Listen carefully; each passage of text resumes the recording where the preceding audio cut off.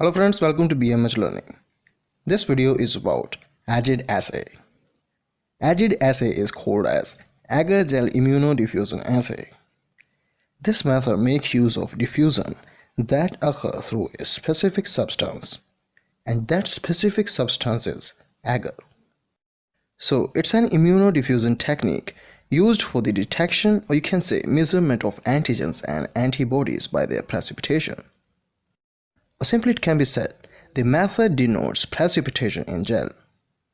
Specifically, the Agar gel immunodiffusion or AGID test is used for the detection of antibodies to type A influenza group specific antigens, that is, the nucleoprotein and the matrix proteins. So, AGID test will detect antibodies to all influenza A virus subtypes. The test is generally used to screen poultry flocks for avian influenza virus infection.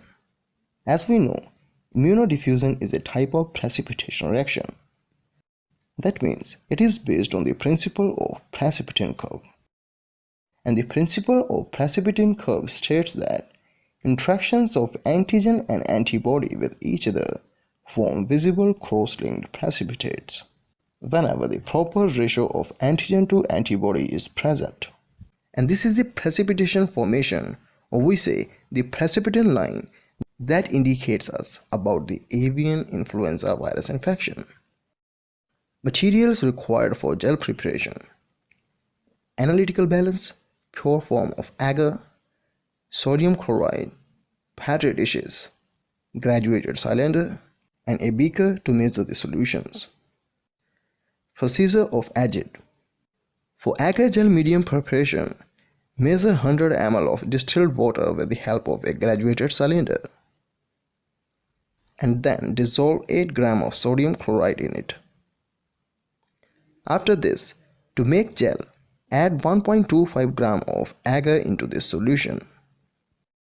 Now, this much volume of gel is enough for the preparation of required number of petri dishes for the experiment.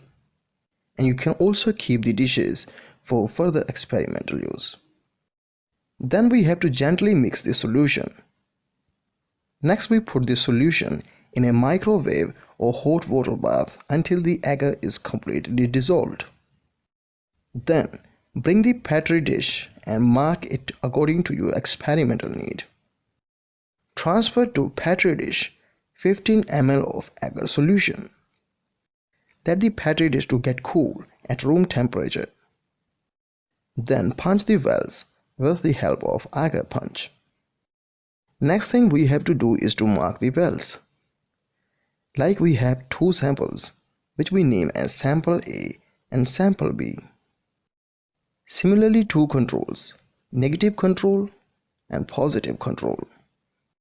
For this test, we would be using 20 microliter each of test sample A, test sample B, positive control, which is chicken antiserum, and negative control, which is phosphate buffer saline, and the most important one, anti-chicken, which contains antibody against chicken yolk. First thing we do is we put 15 microliter of antibody against chicken yolk into the central well. Then, same volume of positive control is added into the well labeled as plus.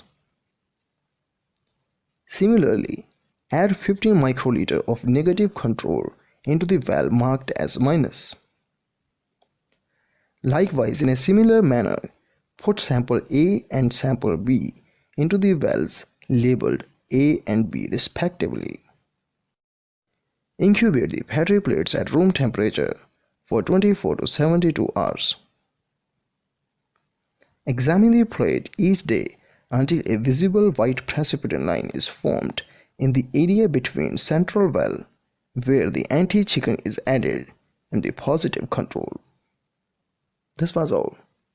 Thanks for watching.